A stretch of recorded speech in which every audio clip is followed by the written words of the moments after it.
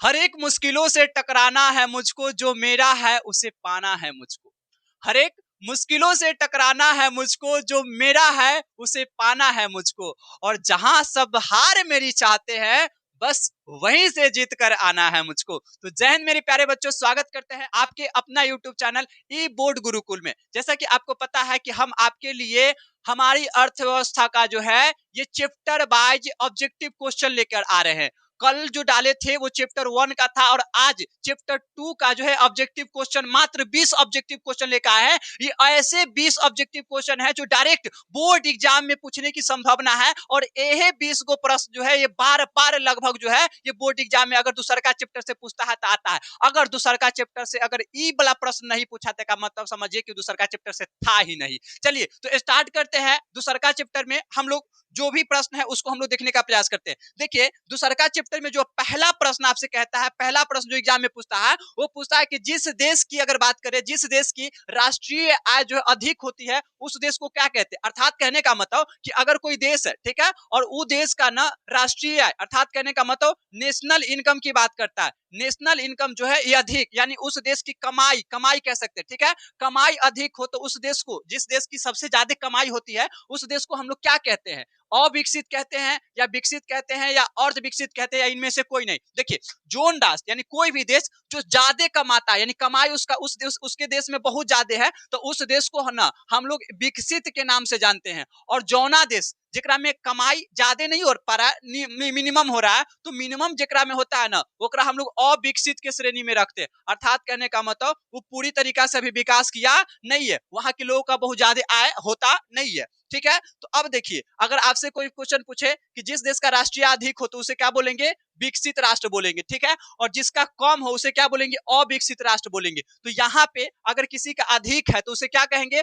तो विकसित राष्ट्र कहेंगे। अब देखिए दूसरा नंबर प्रश्न हमसे क्या पूछा है, दूसरा नंबर प्रश्न पूछा है कि अगर देखिए इनमें से कौन एक बीमारू राज्य नहीं है। यहाँ पे आपको बीमारू राज्य बताना है। तो बीमारू राज्य में आप याद कीजिए कि आपको हम बताए एक ट्रिक होता है बीमारू, बीमारू। तो बीमारू में आप याद कीजिए, आपको पता है कि बी आर से आपको याद, बी आई से याद रखना है बिहार, ठीक है, एम से याद रखना है मध्य प्रदेश, है ना, और ए से याद रखना है असम, है ना, और आर से याद रखना है आपको राजस्थान। क्या याद रखना है, राजस्थान। और यू से आपको याद रखना है ओडिशा। क्या याद रखना है, ओडिशा। तो ये सब राज्य जो है बिहार, मध्य प्रदेश, असम, राजस्थान, ओडिशा, इन सभी राज्य को हम लोग बीमारू राज्य की श्रेणी में रखते हैं। लेकिन अब यहाँ पे प्रश्न क्या पूछा है कि इनमें से कौन बीमारू राज्य नहीं है, तो आपको बताना है। देखिए क्या बिहार बीमारू राज्य है, तो हाँ बिहार बीमारू राज्य है। क्या मध्य प्रदेश बीमारू राज्य है, हाँ मध्य प्रदेश भी बीमारू राज्य है। क्या कर्नाटक बीमारू राज्य है, तो बिहार, मध्य प्रदेश, असम, उड़ीसा, राजस्थान नहीं, ये कर्नाटक बीमारू राज्य नहीं है। क्या उड़ीसा है, तो हाँ उड़ीसा भी बीमारू राज्य है। तो यहाँ पे प्रश्न क्या पूछा कि कौन नहीं है, तो कर्नाटक क्या होगा, नहीं होगा, बीमारू राज्य में नहीं है, ठीक है। अब देखिए अगले प्रश्न क्या पूछा है, अगले प्रश्न की अगर बात करें, इसमें तो कुछ नहीं है भाई। अगले प्रश्न की अगर बात करें तो अगले प्रश्न आपसे पूछता है कि भारत में किस राज्य का प्रति व्यक्ति आय, प्रति व्यक्ति आय क्या होता है, तो प्रति व्यक्ति आय आप पढ़े होंगे कि राष्ट्रीय आय में देश की कुल जनसंख्या से अगर भाग देते हैं तो जो भागफल प्राप्त होता है उसे हम लोग प्रति व्यक्ति आय कहते हैं। जैसे अगर कोनो देश है, ठीक है, और उस देश में उस देश में 10 करोड़ जो है कमाई हुआ और उस देश का जनसंख्या जो है ये 2 गो है, मात्र 2 गो है, तो कुल आय में राष्ट्रीय मतलब पूरा देश के इनकम में पूरा जनसंख्या, उस देश में जितना जनसंख्या है ओकरा से भाग दे दीजिए और जो भागफल आपको प्राप्त हुआ ना उसी को हम लोग क्या बोलते हैं, तो प्रति व्यक्ति आय कहते हैं। तो यहाँ पूछ रहा है कि किस राज्य का प्रति व्यक्ति आय सर्वाधिक है। तो देखिए बिहार का प्रति व्यक्ति आय सर्वाधिक नहीं है, ना बिहार का है, ना पंजाब का है और ना ही हरियाणा का। ये चारों में से सबसे ज्यादा प्रति व्यक्ति आय जो है ये गोवा का है। तो गोवा राज्य का, गोवा का सबसे ज्यादा प्रति व्यक्ति आय। एग्जाम में कई बार प्रश्न पूछा है कि किस राज्य का प्रति व्यक्ति आय सर्वाधिक है, तो वहां पे टेंशन नहीं लेना है और डायरेक्ट ठोक के चल लाना है गोवा में। चलिए आगे बढ़ते हैं। आगे अगर पूछे, आगे अगर बढ़े तो क्वेश्चन एक प्रश्न पूछता है कि 2008 से 9 के बीच में अगर बात करें, इसके अनुसार अगर बात किया जाए तो भारत में औसत प्रति व्यक्ति आय कितनी बताई गई थी, यानी कि एवरेज जो है, एवरेज पर कैपिटा इनकम कितनी निर्धारित की गई थी। तो देखिए यहाँ पे एवरेज की अगर बात करें तो 25,494 रुपया जो है एवरेज पर कैपिटा इनकम जो है निर्धारित किया गया था। आगे अगर बढ़े तो आगे आपसे छठा नंबर प्रश्न कहता है कि बताइए भारत में सबसे कम आय वाला राज्य कौन है। देखिए अभी आपको हम बताएं कि भारत में अगर पूछे कि सबसे ज्यादा आय वाला या आपको प्रति व्यक्ति आय वाला, इस प्रकार से प्रश्न पूछे कि सबसे ज्यादा कौन किसका है, तो गोवा का। लेकिन अगर सबसे कम पूछ दे तो याद रखिएगा बिहार। सबसे ज्यादा गोवा और सबसे कम बिहार। यहाँ पे क्वेश्चन पूछा है कि भारत में सबसे कम आय वाला राज्य कौन है। तो देखिए गोवा का प्रति व्यक्ति आय अधिक है, महाराष्ट्र का भी ठीक ठाक है, ठीक है, पंजाब का भी ठीक ठाक है, लेकिन बिहार का सबसे कम है। तो आपका आंसर क्या हो जाएगा, बिहार। बिहार का प्रति व्यक्ति आय सबसे कम है, इन तीनों चारों में से सबसे कम है। अब देखिए अगला प्रश्न क्या है, तो आगे के प्रश्न पूछता है कि भारत में वित्तीय वर्ष कहा जाता है। तो देखिए 1 अप्रैल से 31 मार्च का जो समय होता है, भारत में इसे वित्तीय वर्ष के नाम से जाना जाता है, ठीक है। अब देखिए आगे प्रश्न आपसे पूछता है कि राष्ट्रीय आय का अर्थ क्या होता है, अर्थात राष्ट्रीय आय कहने का मतलब क्या है, नेशनल इनकम। नेशनल इनकम कहने का मतलब क्या है, तो कोई ऐसा देश है, तो देश के सीमा रेखा के अंदर एक साल में जो भी वस्तुएं एवं सेवाओं का उत्पादन होता है, उसके मौद्रिक मूल्य के योग को हम लोग क्या कहते हैं, तो राष्ट्रीय आय कहते हैं। यहाँ पे प्रश्न क्या पूछा है कि राष्ट्रीय आय का अर्थ क्या होता है, तो राष्ट्रीय आय का अर्थ होता है कि एक साल में किसी देश के सीमा रेखा में जो भी उत्पादन हुआ है, ठीक है, उसके साधनों का जो आय होगा उसी को हम लोग क्या बोलेंगे, राष्ट्रीय आय कहेंगे। चलिए आगे बढ़ते हैं। आगे अगर बात करें तो 9वां नंबर प्रश्न पूछता है कि भारत में राष्ट्रीय आय की गणना के लिए अगर बात करें तो सर्वमान्य प्रमाणित संस्था कौन है।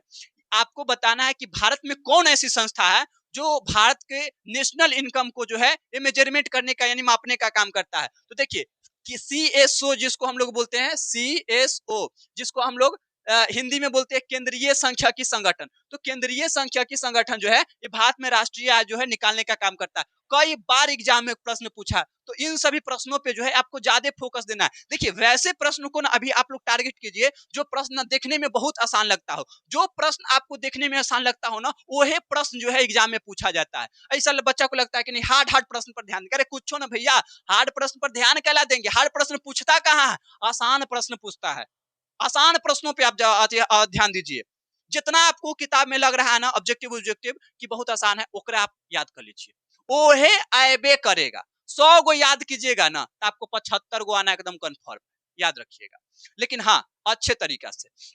चलिए आगे बढ़ते हैं। आगे अगर बात करें तो क्वेश्चन पूछता है कि दादा भाई नौरोजी जो है ये सर्वप्रथम राष्ट्रीय आय की गणना कब किए थे। देखिए भारत में सबसे पहले अगर बात करें तो नेशनल इनकम का मेजरमेंट यानी राष्ट्रीय आय की गणना जो है एक व्यक्ति के द्वारा किया गया था जिनका नाम था दादा भाई नौरोजी। और दादा भाई नौरोजी 1868 ईस्वी में जो है ये राष्ट्रीय आय की गणना किए थे। तो आपसे अगर कोई पूछे कि राष्ट्रीय आय की गणना दादा भाई नौरोजी ने सबसे पहले कब किया था, तो 1868 ईस्वी में। और उस समय जब ये राष्ट्रीय आय निकाले तो बताए कि पूरे भारत के अगर एक एक लोगों की इनकम अगर बात करें तो एक साल में मात्र 20 रुपया। तो एग्जाम में क्वेश्चन भी पूछा जाता है कि दादा भाई नौरोजी ने भारत का प्रति व्यक्ति आय 1868 ईस्वी में कितना रुपया बताया, तो 20 रुपया। 20 रुपया एक साल में आदमी कमाता था 1868 में।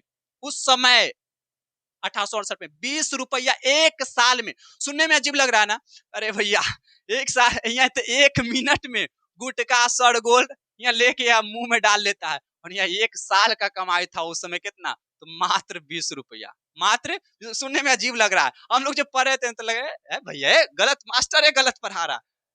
फिर हम लोग देखे कि नहीं भाई मास्टर पे भरोसा नहीं करते, गूगल सर्च करते हैं। तो उस समय गूगल सर्च किए तो गूगल पर भी भरोसा उठ गया, 20 रुपया ऐसा नहीं हो सकता। फिर लोगों से पूछे 2-4 गो लोग, तो लोग बोले कि अरे 20 रुपया की अहमियत उस समय ना बहुत ज्यादा था। 1868 में अगर किसी को बेटी उटी को शादी करना होता था, अरे भैया पैसा उसा नहीं, उस समय तिलक 10 रुपया 5 रुपया काफी हो गया, उस समय उतना में हो जाता था। और अभी तो भैया 10 करोड़ भी अगर दे दीजिएगा ना तो शायद नहीं हो पाता है।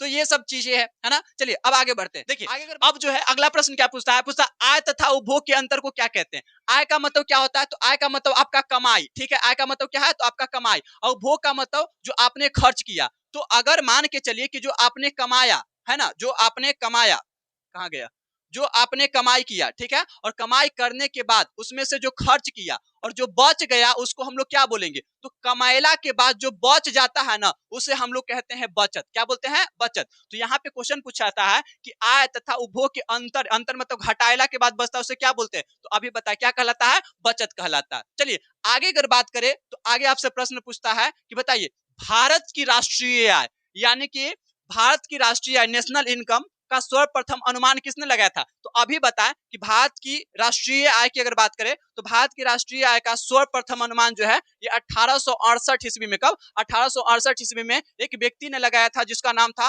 दादा भाई नौरोजी। और दादा भाई नौरोजी उस समय यानी 1868 ईस्वी में भारत का प्रति व्यक्ति आय कितना बताया था, मात्र और मात्र 20 रुपया बताया था, मात्र और मात्र 20 रुपया। तो आपको याद रखना है कि भारत का प्रति व्यक्ति आय सर्वप्रथम दादा भाई नौरोजी ने बताया था। चलिए आगे बढ़ते हैं। आगे अगर बात करें तो मेरे प्यारे बच्चों अब प्रश्न ये पूछता है कि राष्ट्रीय आय की गणना कितनी विधियों के द्वारा की जाती है। तो देखिए राष्ट्रीय आय की गणना मुख्यतः अगर बात राष्ट्रीय गणना की अगर बात करें तो नेशनल इनकम जो है ये 5 तरीकों से निकाला जाता है। कितने तरीका से, 5 तरीका से। आपने सुना होगा आय गणना विधि, व्यय गणना विधि, ये सब सुना होगा। इसी प्रकार से कितने होते हैं, 5 विधियां होती है जिसके आधार पे जो है आप नेशनल इनकम को निकाल सकते हैं। चलिए आगे बढ़ते हैं। आगे अगर बढ़ते हैं तो 14 नंबर प्रश्न पूछता है कि भूमि का पारिश्रमिक उसकी आय के रूप में क्या प्रकट करती है। अर्थात देखिए आपने 9th क्लास में उत्पादन के साधन पढ़ा होगा, ठीक है।